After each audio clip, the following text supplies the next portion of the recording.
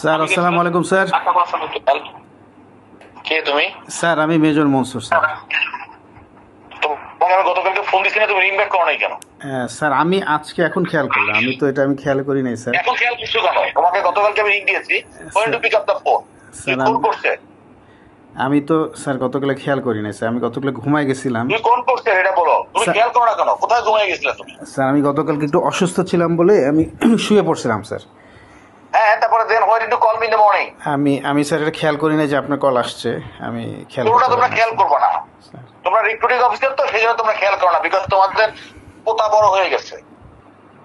তোমরা যখন টাকা পয়সা নিয়ে লোক ভর্তি করো তখন আর সমস্যা হয় না। তুমি একটা চিঠি লিখে পাঠাইছো যে পিটিতে ফেল, পুশ আপে ফেল। পিটি ফেল পাস করায় তা বিএমএতে গেলে সে আর্মিতে পাস করে না, আবার বিএমএ থেকে পাস করে আসতে বলতে আর্মিতে পিটিতে ফেলে ফেল করে। He didn't feel like to give a call even. It's so fun না কাম। তুমি কোন করছে? Sir 31 sir. তো তোমার এত ফান্নাই হয়ে গেছে তোমাদের, সকল লোক ভর্তি করে পয়সা খেয়ে, আমরা জানি না এত পয়সা, আমরা সারাদিন দেখি তোমার টাকা পয়সা খেয়ে তোমাদের লোকজন ভর্তি হয়। একমাত্র মিলিটারিতে টাকা খেয়ে লোক ভর্তি হয়। That's why I have told to me that day. And you don't hesitate to give me a call again once I give you the call. And this is a government phone allotted to you.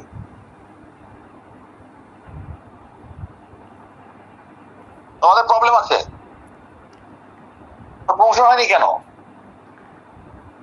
Sir যোগ্যতা নাই দেখে sir. হ্যাঁ, disprove these things.